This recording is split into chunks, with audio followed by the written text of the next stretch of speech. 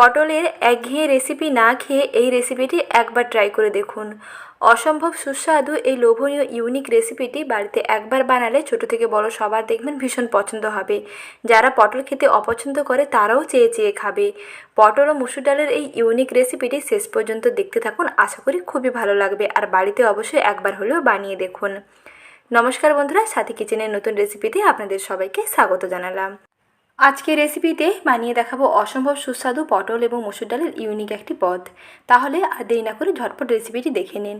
প্রথমেই দেখুন, রেসিপিটি তৈরি করার জন্য নিয়েছি টাটকা পটল। পটলের ওপরের ছালের ওপরে যে খোসাটা আছে এইটা ছাড়িয়ে নেবেন, বেশি পুরো করে ছাড়ানোর দরকার নেই। তারপরে দুই দিকের অংশগুলো কেটে বাদ দিয়ে এইরকম দেখুন দুফালি করে কেটে নিয়েছি। আর এইরকম নরম পটল হলে এটা বেশি টেস্টি হয়। আর এদিকে নিচ্ছি মসুর ডাল। মসুরের ডালগুলোকে ভালো করে জল দিয়ে ধুয়ে এর যে ওপরে ঘোলা জলটা থাকে তা প্রথমে ফেলে দেবেন। তারপরে জল দিয়ে ভিজিয়ে রাখবেন প্রায় 10 মিনিট মতন, তাহলে এই ডালগুলো বেশ সুন্দর ফুলে যাবে। জলটা অনেকটা সোপ করে নেবে এবং ডালগুলো দেখবেন অনেকটা ফুলে যাবে। আর ততক্ষণে পটলের কাজটা এদিকে করে নিচ্ছি। পটলগুলোকে দুফালি করে কেটে নেওয়ার পরে এইরকম ধুয়ে পরিষ্কার করে নিয়েছি। এখন পটলগুলোকে অল্প একটু লবণ এবং হলুদ জলে সেদ্ধ করে নেব। তার জন্য কড়াইতে দিয়ে দিচ্ছি অল্প একটু জল। একেবারে সামান্য জল দিতে হবে, সামান্য অল্প একটু জলের মধ্যে পটলগুলোকে সেদ্ধ করতে হবে। আর জলের মধ্যে অল্প করে লবণ দিয়ে দিচ্ছি আর দিচ্ছি অল্প একটু হলুদ পাউডার। সমস্ত কিছুকে একসঙ্গে জলের সঙ্গে ভালো করে গুলিয়ে নিয়ে তারপরে পটলগুলো দিয়ে দিচ্ছি। আর পটলগুলো যখন সেদ্ধ করবেন অল্প পরিমাণে জল দিয়ে সেদ্ধ করবেন, যাতে এই পটলের সেদ্ধ করার পরে জলটা ফেলতে না হয়। এই কড়াইতে এই জলটা যাতে শুকনো হয়ে যায় তার জন্য অল্প করে জল দেবেন। পটলগুলো দেখবেন ভালোভাবে সেদ্ধ হয়ে যাবে আর জলটা বেশি ফেলতে হবে না। এই রকম অল্প জলের মধ্যে পটলগুলোকে সেদ্ধ করলে পটলের পুষ্টিগুণটা বোঝাই থাকে। তাই এইভাবে কম জলের মধ্যে সেদ্ধ করবেন, যাতে জলটা না ফেলতে হয় সেটা একটু খেয়াল রাখবেন। তারপরে মোটামুটি 2 থেকে 3 মিনিটের মধ্যে দেখবেন খুব সুন্দরভাবে সেদ্ধ হয়ে যাবে। কিছুক্ষণ ঢাকা চাপা দিয়ে এইরকম সেদ্ধ করে নিচ্ছি। আর এদিকে ডালগুলো দেখুন কত সুন্দরভাবে ফুলে গেছে। ডালগুলো যখন এইরকম বেশ ফুলে যাবে, দুটো মুখ একেবারে সম্পূর্ণ আলাদা হয়ে যাবে, তখন ডালগুলোকে একটা মিক্সার গ্রাইন্ডারে নিয়ে পেস্ট করে নেবেন।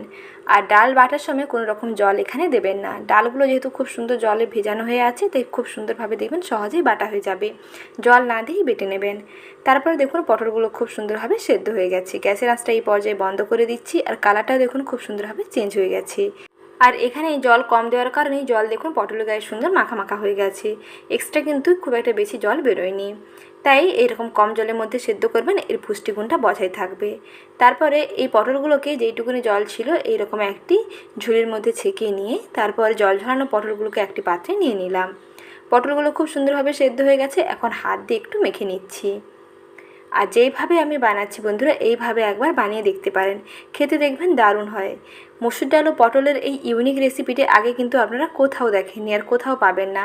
নতুন ধরনের এই রেসিপিটি ভাত রুটিতে একেবারে ফাটাফাটি লাগবে। এইভাবে একবার বানিয়ে দেখুন, খেতে দেখবেন দারুণ লাগবে আর বানানো খুবই সহজ। কম সময়ে ঝটপট তৈরি করে ফেলতে পারেন এইরকম ইউনিক একটি পটল এবং মসুর ডালের নতুন রেসিপি। দেখুন এখন মসুর ডালগুলোকে ভালো করে পেস্ট করে নিয়েছি, কোনো রকম জল ছাড়াই কিন্তু এখানে পেস্ট করে নিয়েছি। এখন এই মসুর ডালের পেস্ট এই পটল পেস্টের সঙ্গে মিশিয়ে নিচ্ছি। আর পটলগুলোকে কিন্তু মিক্সার গ্রাইন্ডারে পেস্ট করবেন না, এইরকম হাত দিয়ে একটু মেখে নেবেন। তাহলে কিছু পটল এরকম গোটা গোটা থাকবে, মুখের মধ্যে পড়লে খেতে ভালো লাগবে। আর এটা যে পটল দিয়ে বানানো হয়েছে তার জন্য এরকম পটলগুলো একটু গোটা গোটা থাকলে খেতে দেখবেন ভালো লাগবে আর বোঝাও যাবে। তাই অবশ্যই রেসিপিটি এইভাবে ট্রাই করুন। প্রথমে পটল মাখার সঙ্গে এরকম মসুর ডালের পেস্ট দিয়ে দিলাম। তারপরে পরে প্রসেসে চলে যাচ্ছি। কড়াইতে সর্ষের তেল গরম করে নিয়ে 2টো শুকনো লঙ্কা ভেজে নিচ্ছি। শুকনো লঙ্কাগুলোকে একটু ভেজে নিয়ে তারপরে দিয়ে দিচ্ছি পেঁয়াজ কুচি। পেঁয়াজগুলোও সর্ষের তেলের মধ্যে ভেজে নিতে হবে। আর এই রান্নাটা অবশ্যই বন্ধুরা একটু সর্ষের তেলে বানানোর চেষ্টা করবেন, তাহলে এর টেস্ট দেখবেন দ্বিগুণ অংশে বেড়ে যাবে। তারপরে দিচ্ছি কাঁচা লঙ্কা কুচি আর দেব অল্প একটু কালো জিরে। কালো জিরেটা অবশ্যই দিতে হবে, তাহলে এর সেন্ট এবং টেস্ট দুটোই বাড়বে। কালো জিরের সঙ্গে পেঁয়াজ কুচি এবং শুকনো লঙ্কা এবং কাঁচা লঙ্কাগুলোকে একটু ভাজা ভাজা করে নিই। তারপরে দিয়ে দিচ্ছি পটল এবং মসুর ডালের পেস্ট।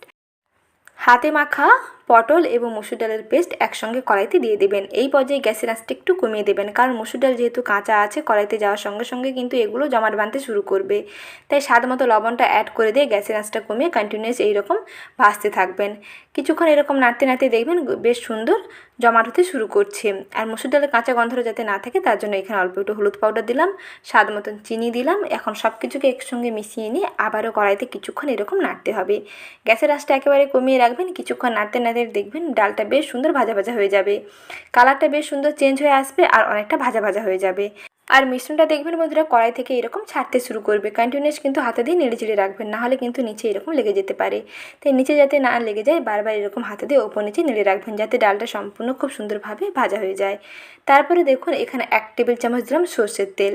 কাঁচা সর্ষের তেল ওপর থেকে দিয়ে মাখিয়ে নিয়ে তারপরে আবারও একটু নাড়াচাড়া করে নিচ্ছি। তারপরে দিচ্ছি ভাজা জিরের গুঁড়ো। ভাজা জিরের গুঁড়ো দেওয়াতে এর সেন্টটা দেখবেন দারুণ হবে। আর যেই যে উপকরণগুলো দিচ্ছি এই রকম বানিয়ে ফেলুন, তাহলে এর সেন্ট এবং টেস্ট দেখবেন দারুণ হবে। এই ইউনিক রেসিপিটি বাড়িতে আপনারা একবার ট্রাই করে দেখুন, একবার খেলেই দেখবেন এর ভক্ত হয়ে যাবেন, বারবার খেতে চাইবেন, কারণ খেতে এতটাই দুর্দান্ত হয়। আর সবশেষে দিয়ে দিচ্ছি ভেজে নেওয়া শুকনো লঙ্কাগুলোকে, এইরকম ছোটো ছোটো টুকরো করে কেটে নিয়েছি, সেই ভেজে নেওয়া শুকনো লঙ্কাগুলোকে দিয়ে দিচ্ছি। একসঙ্গে মিশিয়ে নিয়ে আবারও কিছুক্ষণ এরকম নেড়ে চেড়ে নিচ্ছি। কালারটা দেখুন বন্ধুরা কত সুন্দর চেঞ্জ হতে শুরু করেছে। যখন এরকম বেশ লালচে লালচে হয়ে আসবে আর কড়াই থেকে দেখবেন মিশ্রণটা সম্পূর্ণ ছেড়ে আসবে আর মিশ্রণটা বেশ অনেকটা কম হয়ে যাবে, জমাট হয়ে যাবে, তখন বুঝতে পারবেন যে ভর্তা একেবারেই রেডি। পটল মসুর ডালের এইরকম ইউনিক ভর্তার রেসিপিটি বাড়িতে আপনারা একবার ট্রাই করে দেখুন, গরম ভাত কিংবা রুটি সবেতেই দেখবেন দারুণ লাগবে। আর এটা একবার খেলে বারবার খেতে চাইবেন। বাড়ির ছোটো থেকে বড় সবাই দেখবেন ভীষণ পছন্দ করবে। যারা পটল খেতে অপছন্দ করে তারাও এটা চেয়ে চেয়ে খাবে। তাহলে বন্ধুরা আজ এই পর্যন্ত। এই রেসিপিটি ভালো লেগে থাকলে লাইক, শেয়ার এবং সাবস্ক্রাইব করবেন। ভালো থাকবেন। শীঘ্রই হাজির হচ্ছি নতুন রেসিপি নিয়ে। ধন্যবাদ।